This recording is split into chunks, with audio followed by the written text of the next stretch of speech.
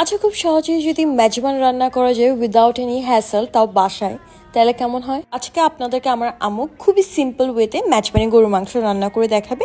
ফার্স্টেই গরু মাংস অবভিয়াসলি অনেক পরিমাণে পেঁয়াজ, আদা রসুন বাটা, এলাচ, গোলমরিচ, তেজপাতা এইসব। অ্যান্ড মশলার জন্য না আমরা সবসময় যৌথরসি মশলাটা ইউজ করে থাকি। ফার্স্ট হচ্ছে হলুদের গুঁড়া, মরিচের গুঁড়া। এটা না মিষ্টি হাটাজারি মরিচ, আমরা যারা চিটাগনিয়ান তারা এটার সাথে অনেক বেশি রিলেট করতে পারবো। উই প্রেফার মিষ্টি হাটাজারি মরিচ ওভার নর্মাল। দেন দেওয়া হয়েছিল ইরানি জিরা, তারপর ধনিয়া। আপনাদের এখানে না বাড়তি কোনো ধরনের কোনো এক্সট্রা মশলা বা কোনো ধরনের কোনো বাটা এসব ইউজ করতে হবে না, কারণ আপনারা এখানে মেজবানি মশলাটা ইউজ করবেন।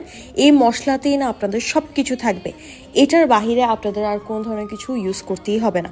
আর স্বাদ পরিমাণে লবণ, আর অবশ্যই সরিষার তেল, সব কিছু দিয়ে ভালো পরিমাণে মাখিয়ে নেবেন।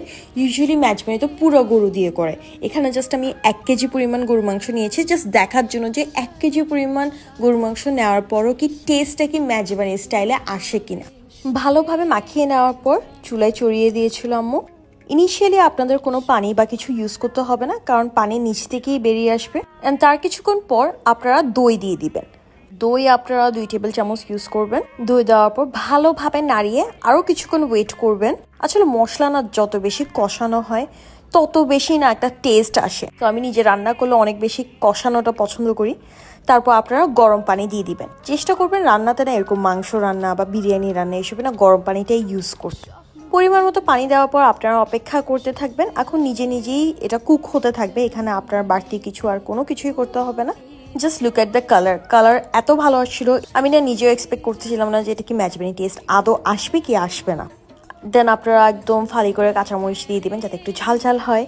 আমন এটা ফার্স্ট মেজবানি করতেছিল, সো আমি না একদমই লো এক্সপেকটেশন রাখতেছিলাম যে হয়তো বা নর্মাল গরু মাংসের মতো হবে, মেজবানি হবে না। দেন আমু বেরেস্তা দিয়ে দেয়। আপনারা দেখতেই পাচ্ছেন একটা সুন্দর কালার এসে গিয়েছে অলরেডি। সো এই পর্যায়ে মেজবানি গরু মাংসটা একদমই রেডি। যেটা আপনারা লাস্ট একটা ফিনিশিং টাচ দিবেন সেটা হচ্ছে গরম মশলা যদি থাকে ওই গরম মশলাটা অল্প একটু ছিটিয়ে দিবেন, তাইলে দেখবেন আরও বেশি ভালো ফ্লেভার আসে। আমি চেষ্টা করেছি একটু মাটির পাত্রে জিনিসগুলো সাজানোর, তাইলে আর একটু বেশি সুন্দর লাগে।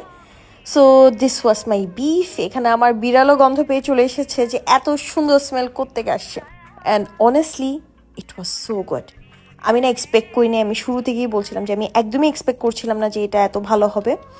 অলমোস্ট মেজবানির মতো হয়েছে, টেস্টও খুব ভালো। যারা বাসায় বসে একটা মেজবানি টেস্ট চান they can try this out. Then আম্মু খুবই মজার একটা চনার ডাল করেছিল। আপনারা যদি এই রেসিপিটা চান তাহলে অবশ্যই কমেন্ট করে জানাবেন। আপনারা যদি চান তাহলে আমি নেক্সট কোনো একটা রেসিপি ভিডিওতে অবশ্যই এই চনার ডালটা দেখিয়ে দিব। আসসালামু আলাইকুম, থ্যাংক ইউ ফর ওয়াচিং।